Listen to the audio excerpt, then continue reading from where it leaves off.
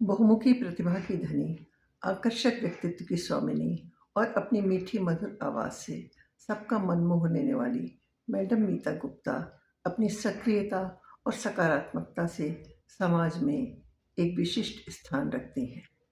वे समय समय पर विभिन्न विषयों पर अपने पॉडकास्ट द्वारा समाज को महत्वपूर्ण संदेश देती रहती हैं।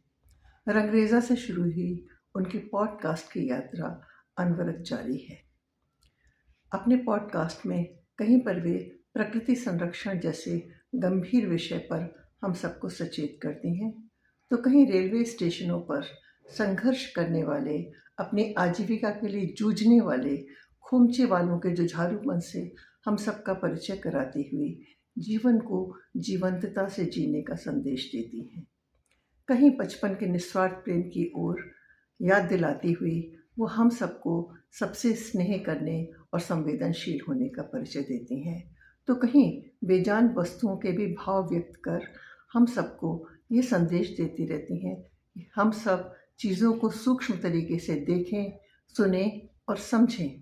कहीं पर वे रेल और प्लेटफॉर्म के द्वारा जीवन को अन्योन्याश्रित बताती हैं, कहीं वो दिव्यांगों के मन को टटोलती हैं, तो कहीं प्रत्यक्ष अप्रत्यक्ष जंजीरों की बात करती हैं। यानी उनके पॉडकास्ट जीवन के कई विषयों पर बात करते हैं, पर मैं जिस पॉडकास्ट की बात करने जा रही हूँ उसका विषय है क्योंकि अब तुम ही हो।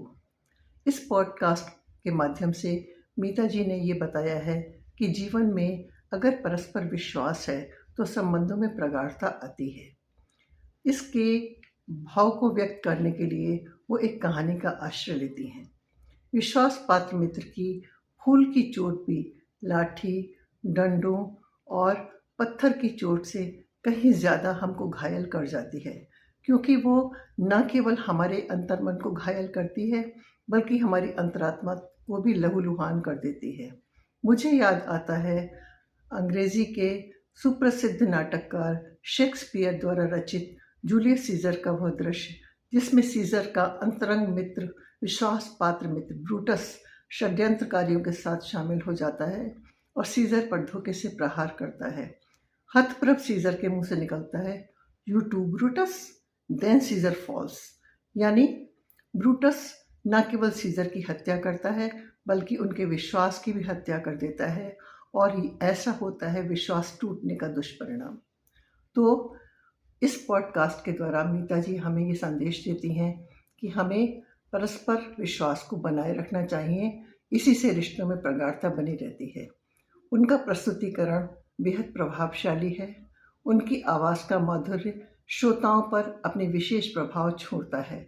वे अपने विषय को श्रोताओं के साथ मानो बांध लेती हैं, श्रोताओं के मन को मानो बांध लेती हैं। उनकी प्रस्तुतिकरण को सुनकर मेरे मुख से भी अनायास निकल पड़ता है, मीता जी क्योंकि अब तुम ही हो जो इतने सुंदर सुंदर विषय चुनकर लाती हो और श्रोताओं के कानों में रस घोल जाती हो।